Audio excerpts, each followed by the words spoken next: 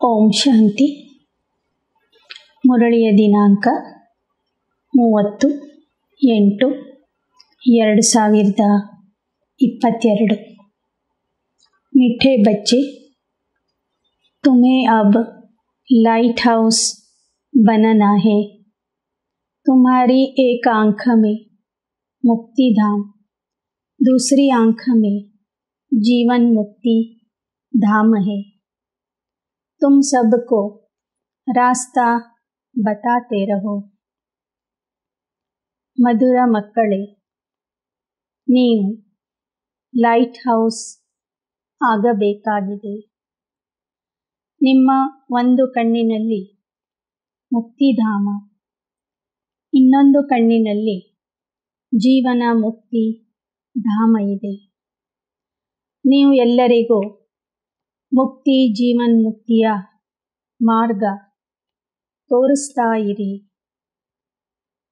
ಒಂದು ಕಣ್ಣಿನಲ್ಲಿ ಮುಕ್ತಿಧಾಮ ಅಂದರೆ ನಿಮ್ಮ ದೃಷ್ಟಿಯಿಂದ ಶಾಂತಿಯ ಅನುಭವ ಮಾಡಿಸುವುದು. ಮುಕ್ತಿಧಾಮದ ಗುಣ ಆಗಿದೆ ಶಾಂತಿಯಲ್ಲಿ ಇರುವುದು. ಜೀವನ್ ಮುಕ್ತಿಧಾಮದ ಗುಣ ಆಗಿದೆ, ಸ್ವಧರ್ಮ ಆಗಿದೆ, ಸುಖದಲ್ಲಿ ಇರುವುದು. ಈ ಥರ ಒಂದು ಕಣ್ಣಿನ ಮೂಲಕ ಶಾಂತಿಯ ಅನುಭವ ಅಂದರೆ ದೃಷ್ಟಿಯ ಮೂಲಕ ಶಾಂತಿಯ ಅನುಭವ, ಮತ್ತೊಂದು ಕಣ್ಣಿನ ಮೂಲಕ ಅಂದರೆ ದೃಷ್ಟಿಯ ಮೂಲಕ ಸುಖದ ಅನುಭವವನ್ನು ನೀವು ಜನರಿಗೆ ಮಾಡಿಸ್ತಾ ಹೋಗಿರಿ. ಒಂದು ಕಣ್ಣಿನಲ್ಲಿ ಮುಕ್ತಿಧಾಮ, ಇನ್ನೊಂದು ಕಣ್ಣಿನಲ್ಲಿ ಜೀವನ ಮುಕ್ತಿಧಾಮ ಅಂದರೆ ಕಣ್ಣಿನಲ್ಲಿನೇ ಕೆಂಪಾದ ಮುಕ್ತಿಧಾಮ ಶಾಂತಿಧಾಮ ಕಾಣಿಸಬೇಕು ಅಂತಲ್ಲ, ಇನ್ನೊಂದು ಕಣ್ಣಿನಲ್ಲಿ ಸ್ವರ್ಗದ ದೃಶ್ಯಗಳು ಕಾಣಿಸಬೇಕಂತಲ್ಲ. ಮುಕ್ತಿಧಾಮ ಮತ್ತು ಜೀವನ್ ಮುಕ್ತಿಧಾಮದ ನಮ್ಮ ಅವಸ್ಥೆ ಏನಿರ್ತದೆ, ನಮ್ಮಲ್ಲಿ ಯಾವ ಆದಿ ಮತ್ತು ಅನಾದಿ ಗುಣಗಳು ಇರ್ತವೆ, ಆ ಗುಣಗಳ ಮತ್ತು ಅವಸ್ಥೆಯ ಸಾಕ್ಷಾತ್ಕಾರ ನಮ್ಮನ್ನು ನೋಡುವಂಥವರಿಗೆ ಆಗಬೇಕು. ಈ ರೀತಿಯಲ್ಲಿ ನಾವು ಜನರಿಗೆ ಮುಕ್ತಿ ಜೀವನ್ಮುಕ್ತಿಯ ಮಾರ್ಗ ತೋರಿಸಬೇಕು. ಪ್ರಶ್ನೆ: अविनाशी पद का खाता जमा होता रहे, उसकी विधि क्या है? ಅವಿನಾಶಿ ಪದವಿಗೆ ಬೇಕಾದ ಪುಣ್ಯ ಅಥವಾ ಪ್ರಾರಬ್ಧ ಜಮಾ ಆಗ್ತಾ ಇರಬೇಕು. ಅದಕ್ಕಾಗಿ ವಿಧಾನ ಏನಾಗಿದೆ? ಉತ್ತರ: सदा बुद्धि में स्वदर्शन चक्र फिरता रहे, चलते फिरते अपना शांति धाम और सुख धाम याद रहे। एक तरफ विकर्म विनाश होंगे, दूसरे तरफ अविनाशी पद का खाता जमा होता जाएगा। इसलिए बाप कहते तुमको लाइट हाउस बनना है। एक आंख में शांति धाम, दूसरी आंख में सुख धाम रहे। ಅವಿನಾಶಿ ಪದವಿಗೆ ಬೇಕಾದ ಪ್ರಾರಬ್ಧ ಜಮಾ ಆಗಬೇಕಾದರೆ ಬುದ್ಧಿಯಲ್ಲಿ ಸದಾ ಸ್ವದರ್ಶನ ಚಕ್ರ ತಿರುಗ್ತಾ ಇರಬೇಕು. ಓಡಾಡ್ತಾ ನಡೆದಾಡ್ತಾ ಶಾಂತಿಧಾಮ ಮತ್ತು ಸುಖಧಾಮದ ನೆನಪಿರಬೇಕು. ಅದರಿಂದ ಒಂದು ಕಡೆ ವಿಕರ್ಮಗಳು ವಿನಾಶ ಆಗ್ತವೆ, ಮತ್ತೊಂದು ಕಡೆ ಅವಿನಾಶಿ ಪದವಿಯ ಖಾತೆ ಜಮಾ ಆಗ್ತದೆ. ಆದ್ದರಿಂದ ಬಾಬಾ ಹೇಳ್ತಾರೆ, ನೀವು ಲೈಟ್ ಹೌಸ್ ಆಗಬೇಕು. ನಿಮ್ಮ ಒಂದು ಕಣ್ಣಿನಲ್ಲಿ ಶಾಂತಿಧಾಮ, ಮತ್ತೊಂದು ಕಣ್ಣಿನಲ್ಲಿ ಸುಖಧಾಮ ಇರಬೇಕು. ಗೀತ್: ಜಾಗ ಸಜನಿಯ ಜಾಗ, ಅಬ ನವಯುಗ ಆಯಾ ಕಿ ಆಯಾ. ಎದ್ದೇಳಿ ಸಜನಿಯರೇ ಎದ್ದೇಳಿ, ಈಗ ನವಯುಗ बरलिदे। ओम शांति। मीठे बच्चों ने मीठा मीठा गीत सुना। अब जो गाने वाले हैं वह तो जरूर कोई फिल्म के होंगे। ज्ञान के बारे में, देवताओं के बारे में व परमात्मा के बारे में जो कुछ भी गाते हैं वह उल्टा ही गाते हैं। इसको कहा जाता है उल्टी दुनिया। ಈ ಹಾಡನ್ನ ಬರೆದವರು, ಹಾಡಿದವರು ಲೌಕಿಕದ ಸಿನೆಮಾ ಕ್ಷೇತ್ರದವರು. ಅವರಿಗೆ ಜ್ಞಾನದ ಬಗ್ಗೆ ಆಗಲಿ, ದೇವತೆಗಳ ಬಗ್ಗೆ ಆಗಲಿ, ಪರಮಾತ್ಮನ ಬಗ್ಗೆ ಆಗಲಿ ಯಾವ ವಿಚಾರನೂ ಗೊತ್ತಿಲ್ಲ. ಅವರೇನು ಹಾಡ್ತಾ ಇದ್ದಾರೆ ಅವೆಲ್ಲ ಉಲ್ಟಾ ಹಾಡುಗಳಾಗಿವೆ. ಏಕೆಂದರೆ ಜಗತ್ತೇ उल्टा आಗಿದೆ। अल्लाह बैठ समझाते, तुम तो माया की फांसी पर लटके हुए थे।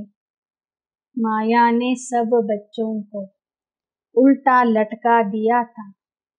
बाप आकर बच्चों को सुल्ता बनाते हैं। माए ನಿಮ್ಮನ್ನ ಉಲ್ಟಾ ನೇತಾಡ್ಸಿತ್ತು, ಗಲ್ಲಿಗೆ ಏರಿಸಿತ್ತು. ಬಾಬಾ ಬಂದು सीधा ಮಾಡಿದ್ದಾರೆ। गीत कितना अच्छा है, यह कौन कहते जाग सजनिया। सारी दुनिया की सजनियों के लिए जाग सजनिया, अब नवयुग आया कि आया। यह दुनिया में कोई मनुष्य नहीं कहेगा ಎದ್ದೇಳಿ ಸಜನಿಯರೇ, ಈಗ ಹೊಸ ಯುಗ ಬರಲಿದೆ ಎಂಬ ಮಾತನ್ನ ಪ್ರಪಂಚದ ದೇಹಧಾರಿ ಮನುಷ್ಯರು ಹೇಳೋದಿಲ್ಲ. ಅವರಿಗೆ ಹೊಸ ಯುಗನೂ ಗೊತ್ತಿಲ್ಲ, ನಿಜವಾದ ಪರಮಾತ್ಮನ ಪ್ರೇಮಿಕೆಯರು ಸಜನಿಯರು ಯಾರು ಅಂತನೂ ಗೊತ್ತಿಲ್ಲ. माया ऐसी है, कितना भी समझाओ तो समझते नहीं। अब तुम जानते हो नया युग अर्थात नए देवताओं के युग का आगमन होगा, बादशाही स्थापन होगी। यह समझते हो कलयुग के बाद जरूर सत्य युग आना है। इससे सिद्ध होता है भगवान को भक्तों के पास आना ही। आधा कल्प भगत तड़पते हैं तो कुछ तो देंगे ना। भगत जानते हैं भगवान जीवन मुक्ति देते हैं। ಈಗ ನವಯುಗ ಬರ್ತಾ ಇದೆ ಎಂದರೆ ಹೊಸ ಯುಗ ದೇವತಾ ರಾಜ್ಯ ಸ್ಥಾಪನೆಯಾಗ್ತಿದೆ. ಅದು ಅವಶ್ಯವಾಗಿ ಕಲಿಯುಗದ ನಂತರನೇ ಬರಬೇಕು. ಭಕ್ತರು ಭಗವಂತನನ್ನ ಕರೀತಾ ಇದ್ದಾರೆ.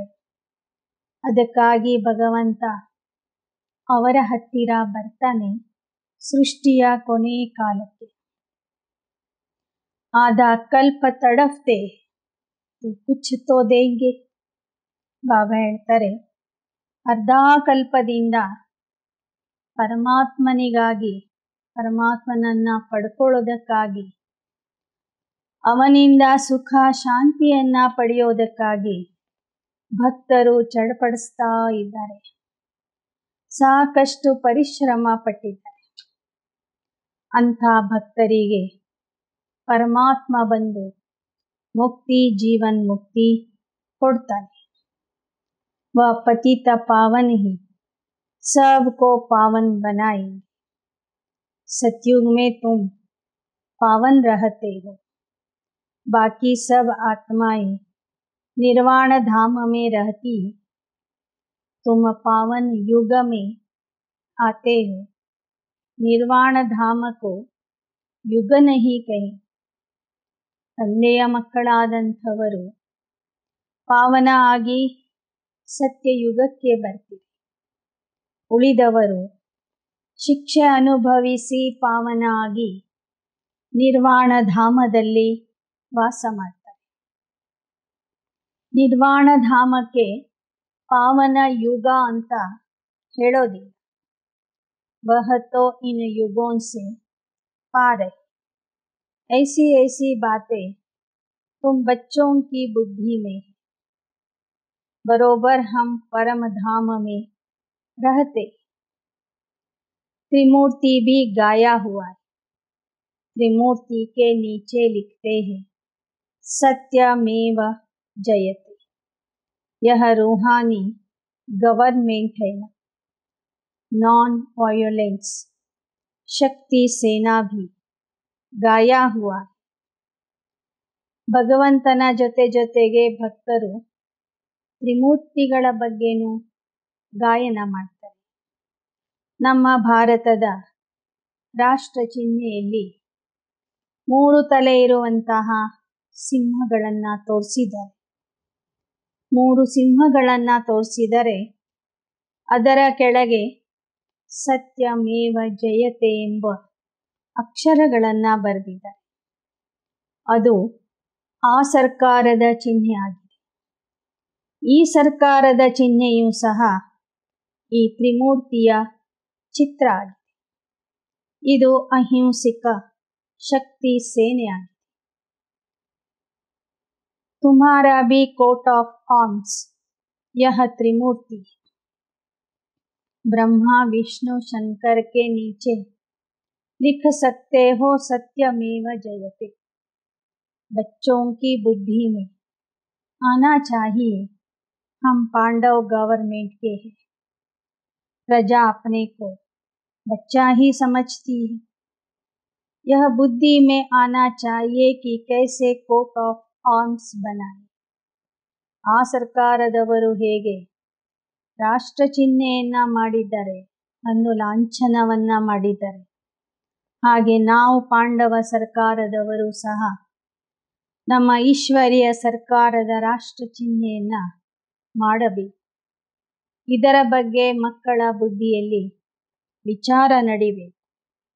यह है ब्लाइंड फेथ की दुनिया जो देखते रहेंगे सबको भगवान कहे.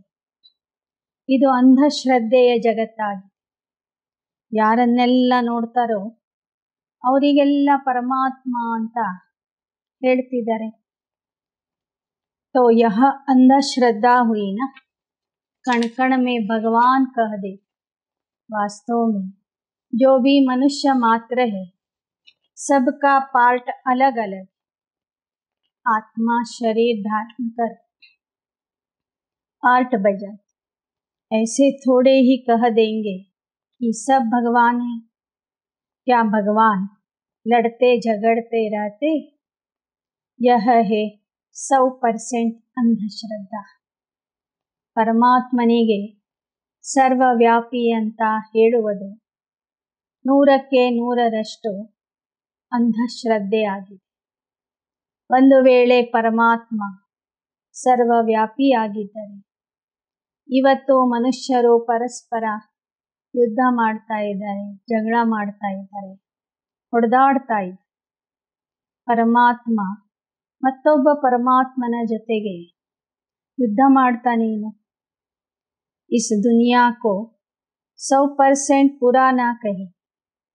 नया भी भारत था, अब पुरानी दुनिया पुराना भारत है. इस पुरानी दुनिया में दुख ही दुख है और अभी कितना दुख होना है सो तुम आगे चलकर देखेंगे. गाया है मीरुवा मौत मलुक का शिकार. समझते कुछ नहीं. ಇನ್ನು ಕೊನೆಗೆ ಅತಿ ದುಃಖ ಬರಲಿ. ಹೇಳ್ತಾರೆ ಇಲಿಗೆ ಪ್ರಾಣ ಸಂಕಟ, ಬೆಕ್ಕಿಗೆ ಚಿನ್ನಾಟ. ಅದರ ಅರ್ಥ ಯಾರಿಗೂ ಗೊತ್ತಿಲ್ಲ. मनुष्यों को मारने में किसको तरस थोड़े ही आता है. ऐसे ही कोई कुछ कर दे तो पुलिस केस कर दे. यह देखो कितने बॉम्ब्स आदि बनाकर एक दो को मारते रहते, रोज लिखते रहते, फलाने फलाने स्थान पर इतने में। उन्हों पर केस करे यह किसकी बुद्धि में भी नहीं है। ಬಾಬಾ ಹೇಳ್ತಾರೆ, ಯುದ್ಧದಲ್ಲಿ ರಾಶಿ ರಾಶಿ ಜನ ಸಾಯ್ತಾರೆ. ಒಂದು ದೇಶದವರು ಮತ್ತೊಂದು ದೇಶದವರನ್ನ ಬಾಂಬ್ ಹಾಕಿ ಸಾಯಿಸ್ತಾರೆ. ಆದರೆ ಅವರ ಮೇಲೆ ಯಾರು ಕೇಸ್ ಮಾಡೋದಿಲ್ಲ. ಅದೇ ಸಮಾಜದಲ್ಲಿ ಒಬ್ಬ ವ್ಯಕ್ತಿ ಮತ್ತೊಬ್ಬ ವ್ಯಕ್ತಿಯ ಕೊಲೆ ಮಾಡಿದರೆ ಅವನ ಮೇಲೆ ಕೇಸ್ ಹಾಕ್ತಾರೆ. ಯುದ್ಧ ಮಾಡೋರು ರಾಶಿ ರಾಶಿ ಜನರನ್ನ ಒಂದೇ ಬಾಂಬ್ ಹಾಕಿ ಸಾಯಿಸಿದಾಗ ಯಾರು ಸಹ ಅವರ ಮೇಲೆ ಕೇಸ್ ಹಾಕೋದಿಲ್ಲ. ಯಾಕೆ ಹಾಕೋದಿಲ್ಲ ಎಂಬ ಪ್ರಶ್ನೆ ಯಾರ ಬುದ್ಧಿಗೂ ಹೊಳಿತಾ ಇಲ್ಲ ಅಂತ ಹೇಳ್ತಾರೆ ಬಾಬಾ. ಯಾರ ಬುದ್ಧಿಯಲ್ಲಿನೂ ಸಹ ಈ ವಿಚಾರ ಬರ್ತಿಲ್ಲ. ತುಮ್ ಜಾನ್ತೆ ಹೋ ಯಹ ಪಾಪ ಕಿ ದುನಿಯಾ ಹೈ, पुरानी दुनिया, सत्युग नई दुनिया. सत्य त्रेता में कोई किसको दुख नहीं देते. नाम ही स्वर्ग हेवन बहिष्ट है, वहाँ अथाह धन था जो मंदिरों से भी लूट कर ले गए. ಇದು ಪಾಪದ ಪ್ರಪಂಚ. ಮುಂದೆ ಬರುವಂಥದ್ದು ಪುಣ್ಯದ ಪ್ರಪಂಚ. ಅದರ ಹೆಸರು ಸ್ವರ್ಗ, ಹೆವನ್, ಬಹಿಷ್ಠ ಅಂತ ಇದೆ. ಆ ಸ್ವರ್ಗದಲ್ಲಿ ಅಪಾರವಾದ ಹಣ ಇತ್ತು. ಅದನ್ನು ನಮ್ಮ ಮಂದಿರಗಳಲ್ಲಿ ಸೇರಿತ್ತು.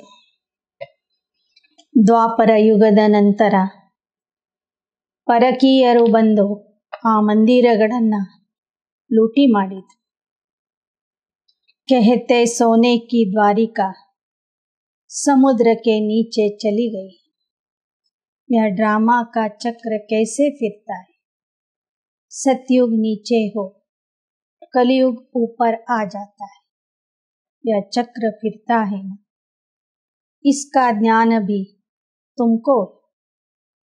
ಬಾಬಾ ಹೇಳ್ತಾರೆ, ಕೃಷ್ಣನ ರಾಜಧಾನಿ ಚಿನ್ನದ ದ್ವಾರಕಾ ನಗರಿ ಸಮುದ್ರದ ಒಳಗೆ ಹೋಗಿದೆ ಅಂತ ಹೇಳ್ತಾರೆ. ಸಮುದ್ರದ ಕೆಳಗೆ ಹೋಗಿದೆ ಅಂತ ಹೇಳ್ತಾರೆ. ಅಂದರೆ ಸತ್ಯಯುಗ ಕೆಳಗಾಗ್ತದೆ, ಕಲಿಯುಗ ಮೇಲೆ ಬರ್ತದೆ. ಈ ಸೃಷ್ಟಿ ನಾಟಕದ ಚಕ್ರ ಸುತ್ತತಾನೇ ಇರ್ತದೆ. ಚಕ್ರ भी बहुत लोग बनाते, परंतु आयु का किसको पता नहीं है. रियल चक्र तो कोई बता न सके. तुम्हारी बुद्धि में सारा चक्र है. सदर्शन चक्र फिराते रहते तुम्हारे विकर्म विनाश होते. यह ध्यान की बातें. एक तरफ स्वदर्शन चक्र फिराते विकर्म विनाश होते जाएंगे, दूसरे तरफ अविनाशी पद का खाता जमा होता जाएगा. फिर भी कहते हम स्वदर्शन चक्र घुमाना भूल जाते. ಬಾಬಾ ನಮಗೆ ಸೃಷ್ಟಿ ನಾಟಕದ ಚಕ್ರ ಮತ್ತು ಆ ಸೃಷ್ಟಿ ನಾಟಕದಲ್ಲಿ ಆತ್ಮನ ಚಕ್ರ, ಪುನರ್ಜನ್ಮಗಳ ಚಕ್ರ ಹೇಗೆ ಸುತ್ತುತ್ತದೆ ಅಂತ ತಿಳಿಸಿಕೊಟ್ಟಿದ್ದಾರೆ. ನಾವೀಗ ಸ್ವದರ್ಶನ ಚಕ್ರಧಾರಿ ಆಗಿದ್ದೇವೆ. ಸ್ವದರ್ಶನ ಚಕ್ರ ತಿರುಗಿಸುವುದರಿಂದ ವಿಕರ್ಮಗಳು ಒಂದು ಕಡೆ ವಿನಾಶ ಆಗ್ತವೆ, ಮತ್ತೊಂದು ಕಡೆ ಭವಿಷ್ಯದ ಪ್ರಾರಬ್ಧ ಜಮಾ ಆಗ್ತದೆ. ಆದರೆ ಮಕ್ಕಳು ಈ ಸ್ವದರ್ಶನ ಚಕ್ರವನ್ನು ಮರೀತಾರೆ. ಚಲ್ತೆ ಫಿರ್ತೆ यह चक्र घुमाते रहो. बुद्धि में रहे शांति धाम और सुख धाम. ऐसी अवस्था में बैठे बैठे किसको साक्षात्कार हो सकता है? ಓಡಾಡ್ತಾ ನಡೆದಾಡ್ತಾ ಸದಾ ಬುದ್ಧಿಯಲ್ಲಿ ಶಾಂತಿಧಾಮ ಮತ್ತು ಸುಖಧಾಮದ ನೆನಪಿರಲಿ. ಆಗ ನಿಮ್ಮನ್ನ ನೋಡಿದವರಿಗೆ ನಿಮ್ಮ ಮೂಲಕ ಶಾಂತಿಧಾಮದ ಸಾಕ್ಷಾತ್ಕಾರ, ಸುಖಧಾಮದ ಸಾಕ್ಷಾತ್ಕಾರ ಆಗುವುದು. कोई सामने आते ही साक्षात्कार कर सकते, हमारा काम ही है यहाँ, वहाँ तो कुछ नहीं है.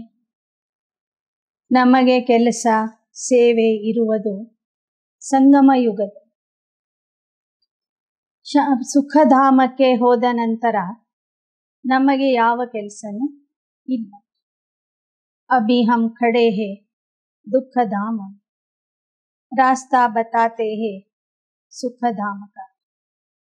लाइट हाउस व सुदर्शन चक्र बात एक ही, परंतु इसमें डिटेल आता है. उसमें सिर्फ 2 बातें, सुखधाम और शांतिधाम. लाइट हाउस ಅಂದರೆ ಸುಖಧಾಮ ಮತ್ತು ಶಾಂತಿಧಾಮದ ಸಾಕ್ಷಾತ್ಕಾರ ಮಾಡಿಸೋದು. ಸುದರ್ಶನ ಚಕ್ರ ಅಂದರೆ 4 ಯುಗಗಳ ವಿಚಾರ, 84 ಜನ್ಮಗಳ ಜ್ಞಾನ. ಈ ಥರ ವಿಸ್ತಾರವಾದ ಜ್ಞಾನ ಸ್ವದರ್ಶನ ಚಕ್ರದಲ್ಲಿ ಬರ್ತದೆ. साइंस को जानने वाले या नेचर को मानने वाले इन बातों को नहीं समझे कि हम आत्माएं आती है ಶಾಂತಿಧಾಮ से. ಬಾಬಾ ಹೇಳ್ತಾರೆ, ವಿಜ್ಞಾನ ಒಪ್ಪುವಂಥವರು ಅಥವಾ ನಾಸ್ತಿಕರು ಶಾಂತಿಧಾಮದ ವಿಚಾರವನ್ನು ಒಪ್ಪೋದಿಲ್ಲ. ನಾವು ಆತ್ಮರು ಶಾಂತಿಧಾಮದಿಂದ ಬಂದಿದ್ದೇವೆ ಎಂಬ ವಿಚಾರ ಅವರಿಗೆ ಗೊತ್ತಾಗೋದಿಲ್ಲ, ಅರ್ಥ ಆಗೋದಿಲ್ಲ. ಬಾಕಿ ದೇವತಾ ಉनको मानने वाले समझेंगे. लक्ष्मी नारायण के मंदिर में जाना तो बहुत अच्छा है. ಆದರೆ ದೇವತಾ ಭಕ್ತರಿಗೆ, ಶಿವನ ಭಕ್ತರಿಗೆ ಈ ಜ್ಞಾನ ಬೇಗ ಹಿಡಿಸ್ತದೆ. ಅದಕ್ಕೆ ಬಾಬಾ ಹೇಳ್ತಾರೆ, ಲಕ್ಷ್ಮೀ ನಾರಾಯಣರ ಮಂದಿರಕ್ಕೆ ಹೋಗಿರಿ, ಅಲ್ಲಿ ನಿಮಗೆ ಅನೇಕ ಭಕ್ತರು ಸಿಗ್ತಾರೆ. ಲಕ್ಷ್ಮೀ ನಾರಾಯಣ ಸತ್ಯುಕ್ಕೆ ಮಾಲೀಕ್ थे ना, ಅವರಿಗೆ ಲಕ್ಷ್ಮೀ ನಾರಾಯಣರ ಕಥೆ ಹೇಳಿ. उन्होंने गीता कब सुनी? लक्ष्मी नारायण के व राधे कृष्ण के मंदिर में जो आते हैं वह गीता भी सुनते होंगे. ಲಕ್ಷ್ಮೀ ನಾರಾಯಣರ ಚರಿತ್ರೆಯ ಜೊತೆ ಜೊತೆಗೆ ಅವರಿಗೆ ಭಗವದ್ಗೀತೆಯ ಜ್ಞಾನನೂ ತಿಳಿಸ್ರಿ. जिनका कृष्ण में प्यार होगा उनका गीता में भी प्यार होगा. लक्ष्मी नारायण के मंदिर में जाने वाले होंगे, उनको गीता इतनी ख्याल में नहीं आएगी. ಯಾರಿಗೆ ಕೃಷ್ಣನ ಮೇಲೆ ಪ್ರೀತಿ ಇರ್ತದೆ ಅವರಿಗೆ ಭಗವದ್ಗೀತೆಯ ಮೇಲೇನೂ ಪ್ರೀತಿ ಇರ್ತದೆ. ಲಕ್ಷ್ಮೀನಾರಾಯಣರ ಭಕ್ತರಿಗೆ ಅಷ್ಟೊಂದು ಭಗವದ್ಗೀತೆಯ ಬಗ್ಗೆ ಆಸಕ್ತಿ ಇರೋದಿಲ್ಲ. अब यह तो नर्क है, बाप आते ही नर्क में ही ಸ್ವರ್ಗ की ಸ್ಥಾಪನಾ करने. ಇದಂತೂ ನರ್ಕ ಆಗಿದೆ. ಈ ನರ್ಕದ ಕೊನೆಗೆ ಸ್ವರ್ಗದ ಸ್ಥಾಪನೆಗಾಗಿ ಪರಮಾತ್ಮನ ಅವತರಣೆ ಆಗ್ತದೆ. ಅವನೇ ಬಂದು ಸತ್ಯ ಗೀತಾ ಜ್ಞಾನ ಕೊಡ್ತಾನೆ. कोई श्री कृष्ण को मानने वाला है, बोलो कृष्ण तो सत्ययुग में था, पवित्र था. तुमको भी अगर वहाँ आना है तो पवित्र जरूर बनना पड़ेगा. वहाँ कोई अपवित्र होता नहीं. ಕೃಷ್ಣನ ಭಕ್ತರಿಗೆ ಹೇಳಿರಿ, ಕೃಷ್ಣನ ರಾಜ್ಯಕ್ಕೆ ಬರುವುದಾದರೆ ನೀವು ಕೃಷ್ಣನ ಸಮಾನ ಪವಿತ್ರ ಆಗಬೇಕು. बच्चे लिखते हैं सर्विस कम है, ठंडाई है। बाप कहते ठंडाई बच्चों की, सेवा तो बहुत हो सकती है। ಮಕ್ಕಳು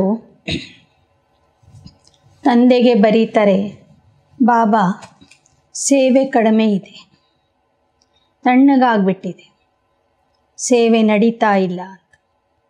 ಬಾಬಾ ಹೇಳ್ತಾರೆ, ಸೇವೆ ತಣ್ಣಗಾಗಲಿಲ್ಲ, ನೀವು ಮಕ್ಕಳು ತಣ್ಣಗಾಗಿದ್ದೀರಿ.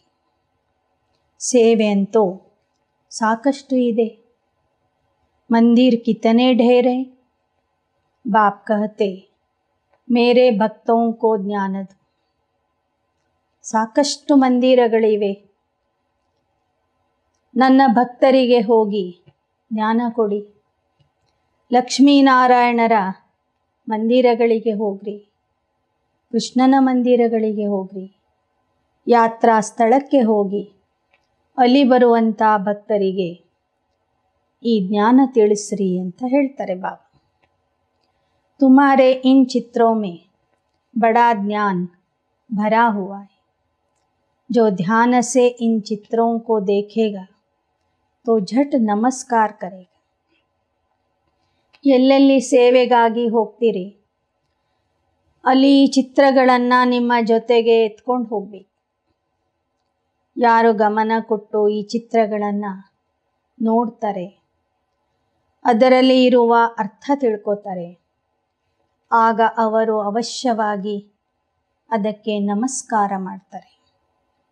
तुमको नहीं करेगा, वास्तव में नमस्कार करना चाहिए तुमको, क्योंकि तुम ही ऐसा बनाने वाले हो। इसलिए ब्राह्मण कुल उत्तम है। ಬಾಬಾ ಹೇಳ್ತಾರೆ, ವಾಸ್ತವಿಕವಾಗಿ ಚಿತ್ರ ನೋಡುವಂಥವರು ನಿಮಗೆ ನಮಸ್ಕಾರ ಮಾಡಬೇಕು, ಆ ಚಿತ್ರಕ್ಕೆ ಅಲ್ಲ. ಯಾಕೆ ಅಂದರೆ ನೀವೇ ಎಲ್ಲರನ್ನೂ ಉತ್ತಮ ಬ್ರಾಹ್ಮಣರನ್ನಾಗಿ ಮಾಡೋರಿದ್ದೀರಿ. ನೀವು ಬ್ರಾಹ್ಮಣ ಆಗಿದ್ದೀರಿ, ಬ್ರಾಹ್ಮಣಸೋ ದೇವತಾ ಆಗೋರಿದ್ದೀರಿ. ಚಿತ್ರ ನೋಡುವಂಥವರಿಗೂ ಸಹ ಜ್ಞಾನ ಹೇಳಿ ನೀವೇ ಬ್ರಾಹ್ಮಣಸೋ ದೇವತಾ ಮಾಡ್ತೀರಿ. ಆದ್ದರಿಂದ ವಾಸ್ತವಿಕವಾಗಿ ಅವರು ನಿಮಗೆ ನಮಸ್ಕಾರ ಮಾಡಬೇಕು. तुम मेहनत कर ऐसा देवता बनते हो, पहले है ईश्वरीय संतान। गायन भी इस समय का है। मनुष्य अक्लमंद होते तो लक्ष्मी नारायण का बर्थडे मनाते, उनको पता ही नहीं, सिर्फ लक्ष्मी से जाकर धन मांगते। अरे उन्हों की जन्म पत्री को तो जानो, वह कब आते हैं, उनको यह भी पता नहीं। ಬಾಬಾ ಹೇಳ್ತಾರೆ, ವಾಸ್ತವಿಕವಾಗಿ ಲಕ್ಷ್ಮೀನಾರಾಯಣರ ಭಕ್ತರು ಲಕ್ಷ್ಮೀನಾರಾಯಣರ ಜಯಂತಿಯನ್ನು ಆಚರಿಸಬೇಕಿತ್ತು.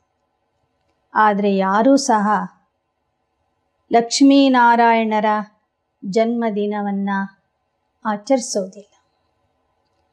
ಅಷ್ಟು ಬುದ್ಧಿ ಅವರಲ್ಲಿ ಇಲ್ಲ ಅಂತ ಹೇಳ್ತಾರೆ ಬಾಬಾ. ಕೇವಲ ಲಕ್ಷ್ಮೀ ಪೂಜೆ ಮಾಡಿ ಲಕ್ಷ್ಮಿಯ ಹತ್ತಿರ ಹಣ ಕೇಳ್ತಾರೆ. ಆದರೆ ವಾಸ್ತವಿಕವಾಗಿ ಲಕ್ಷ್ಮೀನಾರಾಯಣರ ಜೀವನ ಚರಿತ್ರೆಯನ್ನು ಎಲ್ಲರೂ ತಿಳ್ಕೋಬೇಕು. विष्णु को चार भुजा दिखाते, अर्थात लक्ष्मी नारायण का कंबाइंड रूप है। उनकी जीवन कहानी को जानते नहीं।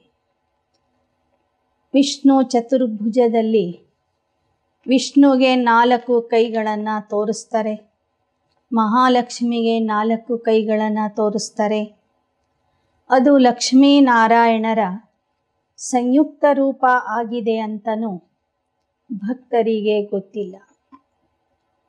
ನೀವು ಹೋಗಿ ಲಕ್ಷ್ಮೀನಾರಾಯಣರ ಕಥೆಯನ್ನು ಜನರಿಗೆ ತಿಳಿಸ್ರಿ. लक्ष्मी नारायण विष्णुपुरी के मालिक है, ಸೂಕ್ಷ್ಮ ವತನ್ ಕೆ ಮಾಲಿಕ್ ನಹೀ ಹೈ. ಅವರಿಗೆ ತಿಳಿಸಿ, ಲಕ್ಷ್ಮೀನಾರಾಯಣರು ಸೂಕ್ಷ್ಮವತನದ ಮಾಲೀಕರಲ್ಲ, ವಿಷ್ಣುಪುರಿಗೆ ಅಂದರೆ ಸತ್ಯಯುಗದ ಮಾಲೀಕಾಗಿದ್ದಾರೆ. लक्ष्मी नारायण के राज्य को पुरी कहेंगे, फिर राम सीता की पुरी. बाकी राधे कृष्ण का कुछ दिखाते नहीं. द्वापर में तो इस्लामी बौद्धी आदि आते हैं, तो तुम बच्चों को डिटेल में समझाना पड़ेगा. स्वर्ग को भी याद करते हैं. कोई बड़ा आदमी मरता तो कहेंगे वैकुंठ गया, तो जरूर नरक में था, तब तो स्वर्ग गया. इस समय सब नरकवासी पतित है. नशा कितना रहता है, दिखाते हैं हम करोड़पति. ಭಾರತದಲ್ಲಿ ಮೊದಲು ಲಕ್ಷ್ಮೀನಾರಾಯಣರ ಪುರ ಅಂದರೆ ರಾಜ್ಯ ಇತ್ತು. ನಂತರ ರಾಮಸೀತೆಯ ಪುರ ಬಂತು. ದ್ವಾಪರ ಯುಗದಿಂದ ಇಸ್ಲಾಮಿ, ಬೌದ್ಧಿ ಮತ್ತು ಕ್ರೈಸ್ತ ಧರ್ಮದವರು ಬಂದರು. ಈ ಥರ ನೀವು ಜಗತ್ತಿನ ಇತಿಹಾಸವನ್ನು ಜನರಿಗೆ ವಿಸ್ತಾರವಾಗಿ ತಿಳಿಸಿರಿ. ಈ ಪ್ರಪಂಚದಲ್ಲಿ ಯಾರಾದರೂ ದೇಹ ಬಿಟ್ಟರೆ ಸ್ವರ್ಗಕ್ಕೆ ಹೋದರು ಅಂತ ಹೇಳ್ತಾರೆ. ಅಂದರೆ ಬದುಕಿರುವಾಗ ಅವರು ನರ್ಕದಲ್ಲಿ ಇದ್ದರು ಅಂತ ಅರ್ಥ ಆಗ್ತದೆ. ಎಂತಹ ಕರೋಡಪತಿಗಳೇ ಇರಲಿ, ಅವರೆಲ್ಲರೂ ನರ್ಕದಲ್ಲಿ ಇದ್ದಾರೆ. ನರ್ಕವಾಸಿ स्वर्गवासियों को माथा टेकते. तुम बच्चे ही यथार्थ समझा सकते. तुम भी जानी जाननहार के बच्चे. तुम्हारी बुद्धि में सारा चक्र डिटेल में फिरता है. घर में जाने से, संबंधियों का मुँह देखने से सब कुछ भूल जाता है. इसलिए कॉलेज के साथ साथ हॉस्टल रहती है. तुम्हारा यहाँ हॉस्टल भी है. यहाँ तुम पढ़ाई में रहते हो. बुद्धि और गोरख धंधे में जाएगी नहीं. स्टूडेंट के साथ ज्ञान की बातें होती है. ಬಾಬಾ ಹೇಳ್ತಾರೆ, ನೀವು ತಂದೆಯ ಮನೆಗೆ ಬಂದಾಗ ಎಲ್ಲವನ್ನೂ ತಿಳ್ಕೋತೀರಿ. ಮನೆಗೆ ಹೋಗಿ ಸಂಬಂಧಿಕರ ಮುಖ ನೋಡಿದಾಗ ಎಲ್ಲವನ್ನೂ ಮರೀತೀರಿ. ಅದಕ್ಕಾಗಿ ಬಾಬಾ ಯಜ್ಞದ ಪ್ರಾರಂಭದಲ್ಲಿ ಶಾಲೆಯ ಜೊತೆಗೆ ಹಾಸ್ಟೆಲನ್ನು ಸ್ಥಾಪನೆ ಮಾಡಿದರು. ಹಾಸ್ಟೆಲಲ್ಲಿ ಇರೋದ್ರಿಂದ ಲೌಕಿಕದ ಕಡೆಗೆ ಬುದ್ಧಿಯೋಗ ಹೋಗ್ತಿರಲಿಲ್ಲ. ಏನೇ ಮಾತಾಡಿದ್ರೂ ಪರಸ್ಪರರಲ್ಲಿ ಜ್ಞಾನದ ಚರ್ಚೆನೇ ಮಾಡ್ತಿದ್ರು. ಹೇಗೆ ವಿದ್ಯಾರ್ಥಿಗಳು ಒಳ್ಳೆಯ ವಿದ್ಯಾಭ್ಯಾಸ ಮಾಡುವಂಥವರು ಹಾಸ್ಟೆಲ್ಗಳಲ್ಲಿ ಇದ್ದು ವಿದ್ಯೆ ಕಲಿತಾರೆ, ಹಾಗೆಯೇ ಬಾಬಾ ಯಜ್ಞದ ಪ್ರಾರಂಭದಲ್ಲಿ ಹಾಸ್ಟೆಲನ್ನು ಸ್ಥಾಪನೆ ಮಾಡಿದರು. अब बाप के पास तो जल्दी जल्दी रिफ्रेश होने के लिए आना चाहिए. ऐसे मत समझो दक्षिणा देनी पड़ेगी. ऐसे को हम ಮೂರ್ಖ ಸಮಜ್ತೆ. ಆದರೆ ಈಗ ಮಕ್ಕಳ ಸಂಖ್ಯೆ ಜಾಸ್ತಿ ಆಗಿರೋದ್ರಿಂದ ಎಲ್ಲರೂ ತಮ್ಮ ತಮ್ಮ ಮನೆಗಳಲ್ಲೇ ಇದ್ದು ಪುರುಷಾರ್ಥ ಮಾಡ್ತಾರೆ. ಆದರೆ ನೇರವಾಗಿ ತಂದೆಯಿಂದ ಮುರಳಿ ಕೇಳೋದಕ್ಕಾಗಿ ತಾವೆಲ್ಲ ಮಕ್ಕಳು ಮಧುಬನಕ್ಕೆ ಬರ್ತೀರಿ. ರಿಫ್ರೆಶ್ ಆಗಲಿಕ್ಕಾಗಿ ಬರ್ತೀರಿ. ಇಲ್ಲಿ ಬಂದರೆ ಅಥವಾ ಮಧುಬನಕ್ಕೆ ಬಂದಾಗ ಅಲ್ಲಿ ದಕ್ಷಿಣೆ ಕೊಡಬೇಕಾಗ್ತದೆ ಅಂತ ಯಾರೂ ವಿಚಾರ ಮಾಡಬಾರದು. ಅಲ್ಲಿ ಹೋದರೆ ದಕ್ಷಿಣೆ ಕೊಡಬೇಕಾಗ್ತದೆ ಎಂಬ ವಿಚಾರ ಮಾಡುವಂಥವರಿಗೆ ಬಾಬಾ ಮೂರ್ಖರು ಅಂತ ತಿಳ್ಕೊತಾರೆ. ಬಾಬಾ ತೋ ದಾತಾ ಹೈ, ದೇನೆ ಕಾ ಖ್ಯಾಲ್ ಕಭಿ ನಹೀ ಕರ್ನಾ ಹೈ. यहाँ तो रिफ्रेश होना है. तुम बच्चे आते हो बाबा के पास, ऐसे नहीं साधु महात्मा के पास आते हो दक्षिणा देनी है, कभी ऐसा ख्याल भी नहीं करना चाहिए. ನೀವು ನಿಮ್ಮ ತಂದೆಯಾಗಿರುವಂತಹ ದಾತ ಆಗಿರುವಂತಹ ಪರಮಾತ್ಮನ ಹತ್ತಿರ ಬರ್ತೀರಿ. ಮಕ್ಕಳು ತಂದೆಗೆ ಏನು ಕೊಡಬೇಕಿಲ್ಲ. ಅದೇ ಸಾಧು ಸಂತ ಮಹಾತ್ಮರ ಹತ್ತಿರ ಹೋಗುವಂಥವರು ಅಲ್ಲಿ ದಕ್ಷಿಣೆ ಕೊಡಬೇಕಾಗ್ತದೆ. ಇಲ್ಲಿ ನಾವು ಕೊಡಬೇಕು ಎಂಬ ವಿಚಾರ ಮಾಡಿದರೆ ಅದು ತಪ್ಪಾಗಿದೆ ಅಂತ ಹೇಳ್ತಾರೆ ಬಾಬಾ. ಎಂದು ಅಂತಹ ವಿಚಾರ ಮಾಡಬೇಡಿ. ಬಚ್ಚಿಯಾँ आती है, उनके पास पैसे है क्या? उनको सब कुछ सर्विस स्थान में मिलता है. जिनको अपना भाग्य बनाना होता है वह अपना पुरुषार्थ करते. ಯಜ್ಞಕ್ಕೆ ಸಮರ್ಪಿತ ಆಗಿರುವಂತಹ ಶಿಕ್ಷಕಿಯರಿಗೆ ಆಯಾ ಸ್ಥಾನದಿಂದನೇ ಎಲ್ಲ ರೀತಿಯ ವ್ಯವಸ್ಥೆ ಮಾಡಲಾಗ್ತದೆ. ಯಾವ ಮಕ್ಕಳು ತಮ್ಮ ಭಾಗ್ಯವನ್ನು ರೂಪಿಸ್ಕೊಳ್ತಾರೆ ಅವರು ಯಜ್ಞಕ್ಕೆ ಧನದಿಂದನೂ ಸಹಯೋಗ ಕೊಡ್ತಾರೆ. ತಾವಾಗಿ ತಿಳಿದು ಸೇವೆ ಮಾಡ್ತಾರೆ. ಬಾಕಿ ತೋ ಸಬ್ ಹೈ ಬಹಾನೆ. नौकरी है, छुट्टी नहीं मिलती, कोई भी कारण बताए छुट्टी ले सकते. यह कोई झूठ थोड़े ही. इन जैसा सच तो कोई है नहीं. ನೌಕರಿ ಮಾಡೋರು, ಉದ್ಯೋಗ ಮಾಡೋರು ಅವರು ಸಹ ಯುಕ್ತಿಯಿಂದ ರಜಾ ತೆಗೆದುಕೊಂಡು ಮಧುಬನಕ್ಕೆ ಬರಬೇಕು, ರಿಫ್ರೆಶ್ ಆಗಲಿ. ಅಲ್ಲಿ ಒಂದು ಸುಳ್ಳು ಹೇಳಿದರೂ ಪರವಾಗಿಲ್ಲ, 100ರಷ್ಟು ಪುಣ್ಯ ಇಲ್ಲಿ ಜಮಾ ಆಗ್ತದೆ. ಪರಂತು ಬಾಪ್ ಕಾ ಇತನಾ ಕದರ್ ನಹೀ, कितना भारी खजाना मिलता है. कहाँ भी रहते हो, अपनी उन्नति के लिए, रिफ्रेश होने के लिए आना जरूरी है. ಇಲ್ಲಿಗೆ ಬಂದರೆ ಎಷ್ಟೊಂದು ಖಜಾನೆ ಸಿಗ್ತದೆ. ಆದರೆ ಅನೇಕ ಮಕ್ಕಳಿಗೆ ಮಧುಬನದ ಮಹತ್ವನೇ ಗೊತ್ತಿಲ್ಲ. ತಂದೆಯಿಂದ ನೇರವಾಗಿ ಮುರಳಿ ಕೇಳುವ ಮಹತ್ವನೂ ಗೊತ್ತಿಲ್ಲ. ರಿಫ್ರೆಶ್ ಆಗುವುದರ ಮಹತ್ವನೂ ಗೊತ್ತಿಲ್ಲ. रिफ्रेश होने से बहुतों का कल्याण कर सकते. तुमको तो सर्विस करनी है. यह है बुद्धि योग बल. ಇಲ್ಲಿ ಬಂದು ನೀವು ರಿಫ್ರೆಶ್ ಆಗಿಬಿಟ್ರೆ ಉತ್ಸಾಹ ಉಲ್ಲಾಸ ತುಂಬಿಕೊಂಡು ಹೋಗಿ ಮತ್ತೆ ಹೆಚ್ಚಿನ ರೀತಿಯಲ್ಲಿ ಸೇವೆ ಮಾಡಬಹುದು. ಇದು ಬುದ್ಧಿಯೋಗದ ಬಲ ಆಗಿದೆ. ಹೊರಗಿನ ಪ್ರಪಂಚದಲ್ಲಿ ಇರುವುದು ಬಾಹುಬಲ, ಇಲ್ಲಿ ಇರುವುದು ಬುದ್ಧಿಯೋಗದ ಬಲ. सतयुग और कलयुग में देखो, रात दिन का फर्क है. आधा कल्प लग जाता रावण राज्य आने में. तुम बच्चे सुख धाम की स्थापना करने वाले, कभी कोई कड़वा शब्द नहीं बोलना चाहिए. सुना न सुना कर आगे चलते रहना. सुनते हैं तो फिर बोलने भी लग पड़ते.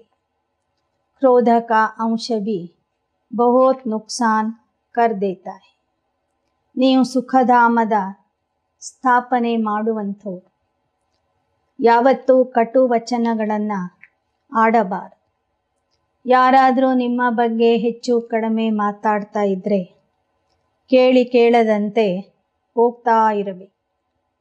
ನಿಂತು ಕೇಳಿದರೆ ನೀವು ಮಾತಾಡಬೇಕು ಅನ್ನಿಸ್ತದೆ. ಕ್ರೋಧದಿಂದ ಕ್ರೋಧ ಬೆಳೀತಾ ಹೋಗ್ತದೆ. ಕ್ರೋಧದ ಅಂಶ ಬಹಳ ನುಕ್ಸಾನ ಮಾಡಿಬಿಡ್ತದೆ. ಕಿಸ್ಕೋ ಕ್ರೋಧ करना यह भी दुख देना है. बाप कहते दुख देंगे तो दुखी होकर मरेंगे. बहुत सजाए खानी पड़ी. ಬಾಬಾ ಹೇಳ್ತಾರೆ, ದುಃಖ ಕೊಟ್ಟರೆ ದುಃಖಿಯಾಗಿ ಸಾಯ್ತೀರಿ. ಬಹಳ ಶಿಕ್ಷೆ ಕೊನೆಗೆ ಅನುಭವಿಸ್ಬೇಕಾಗ್ತದೆ. ಆದ್ದರಿಂದ ಕ್ರೋಧ ಮಾಡಿ ಯಾರಿಗೂ ದುಃಖ ಕೊಡಬೇಡಿ. ಅಚ್ಚ मीठे मीठे सिकिलदे बच्चों प्रति मात पिता बाप दादा का याद प्यार और गुड मॉर्निंग। रूहानी बाप की रूहानी बच्चों को नमस्ते।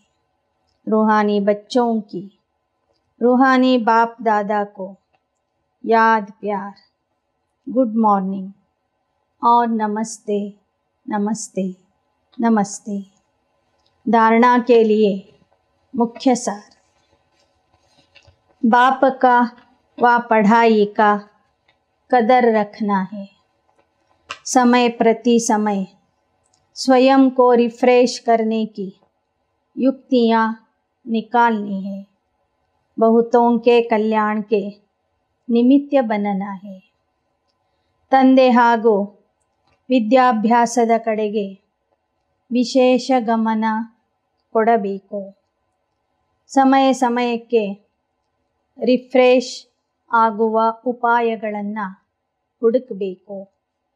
ಅನೇಕರ ಕಲ್ಯಾಣಕ್ಕೆ ನಿಮಿತ್ತ ಆಗಬೇಕು. 2. आपस में ज्ञान की ही बातें करनी है। क्रोध का अंश भी निकाल देना है। कोई कड़वा शब्द बोले तो सुना न सुना कर देना चाहिए. ಪರಸ್ಪರ ಜ್ಞಾನದ ಮಾತುಗಳನ್ನೇ ಆಡಬೇಕು. ಕ್ರೋಧ ಅಂಶ ಸಹಿತವಾಗಿ ತೆಗೆದು ಹಾಕಬೇಕು. ಯಾರೇ ಕಹಿ ಶಬ್ದಗಳನ್ನು ಆಡ್ತಾ ಇದ್ದರೆ, ನಿಮಗೆ ನಿಂದನೆ ಮಾಡ್ತಾ ಇದ್ದರೆ ಕೇಳಿ ಕೇಳದಂತೆ ಇರಬೇಕು. वरदान। परवश आत्माओं को रहम के शीतल जल द्वारा वरदान देने वाले वरदानी मूरत भव. ಪರವಶ ಆತ್ಮರಿಗೆ ಕರುಣೆಯ ಶೀತಲ ಜಲದಿಂದ ವರದಾನ ಕೊಡುವಂತಹ वरदानी मूर्ति आगिरी. यदि कोई क्रोध अग्नि में जलता हुआ आपके सामने आए तो उसे परवश समझ अपने रहम के शीतल जल द्वारा वरदान दो. तेल के छींटे नहीं डालो. अगर किसी के प्रति क्रोध की भावना भी रखी तो तेल के छींटे डाले. इसलिए वरदानी मूरत बन सहनशीलता की शक्ति का वरदान दो. जब अभी चैतन्य में यह संस्कार भरेंगे तब जड़ चित्रों द्वारा भी वरदानी मूरत बनेंगे. ಕ್ರೋಧದ ಅಗ್ನಿಯಲ್ಲಿ ಉರಿಯುವಂತಹ ಯಾವುದೇ ವ್ಯಕ್ತಿ ನಿಮ್ಮ ಹತ್ತಿರ ಬಂದಾಗ ಅವರು ಪರವಶ ಆಗಿದ್ದಾರೆ ಎಂದು ತಿಳಿದು ಕರುಣೆಯ ಶೀತಲ ಜಲದಿಂದ ವರದಾನ ಕೊಡಿ. ಆ ಬೆಂಕಿಯಲ್ಲಿ ಎಣ್ಣೆ ಹಾಕಬೇಡಿ. ನಿಮ್ಮಲ್ಲಿಯೂ ಕ್ರೋಧದ ಭಾವನೆ ಬಂದರೆ ನೀವು ಉರಿಯುವ ಬೆಂಕಿಯಲ್ಲಿ ಎಣ್ಣೆಯ ಹನಿಗಳನ್ನು ಹಾಕಿದಂತೆ ಆಗಿಬಿಡ್ತದೆ. ಆದ್ದರಿಂದ ವರದಾನಿ ಮೂರ್ತಿಯಾಗಿ ಸಹನಶೀಲತೆಯ ಶಕ್ತಿಯಿಂದ शीतलतेय वरदान कोड़ी. जब अभी चैतन्य में यह संस्कार भरेंगे तब जड़ चित्रों द्वारा भी वरदानी मूर्त बनेंगे. ಚೈತನ್ಯದಲ್ಲಿ ಈ ಸಂಸ್ಕಾರಗಳನ್ನು ಸಂಗಮ ಯುಗದಲ್ಲಿ ನೀವು ಧಾರಣೆ ಮಾಡಿಕೊಂಡ್ರೆ, ನಿಮ್ಮಲ್ಲಿ ತುಂಬಿಕೊಂಡ್ರೆ, ಭಕ್ತಿ ಮಾರ್ಗದಲ್ಲಿ ನಿಮ್ಮ ಜಡ ಚಿತ್ರಗಳ ಮೂಲಕ ಭಕ್ತರು ವರದಾನದ ಅನುಭವ ಮಾಡ್ತಾರೆ, ಶಾಂತಿಯ ಅನುಭವ ಮಾಡ್ತಾರೆ, ಶೀತಲತೆಯ ಅನುಭವ ಮಾಡ್ತಾರೆ. ನೀವು ಭಕ್ತಿ ಮಾರ್ಗದಲ್ಲಿ ವರದಾನಿ ಮೂರ್ತಿ ಆಗಿಬಿಡ್ತೀರಿ. श्लोगन। परमात्मा मिलन मेले की मौज में रहो तो माया के झमेले समाप्त हो जाएंगे. ಪರಮಾತ್ಮ ಮಿಲನದ ಮೇಳದಲ್ಲಿ ಮೋಜಿನಿಂದ ಇರಿ, ಆಗ ಮಾಯೆಯ ಜಂಜಾಟಗಳು ಸಮಾಪ್ತಿ ಆಗುವುದು. ಪರಮಾತ್ಮ ಮಿಲನದ ಆನಂದದಲ್ಲಿ ಮೋಜಿನಲ್ಲಿ ಇದ್ದರೆ ಮಾಯೆಯ ಎಲ್ಲ ರೀತಿಯ ಸಮಸ್ಯೆಗಳು ಅಥವಾ ಜಂಜಾಟ ಸಮಾಪ್ತಿ ಆಗುವುದು. ಅಚ್ಚ. ಓಂ ಶಾಂತಿ. ಓಂ ಶಾಂತಿ.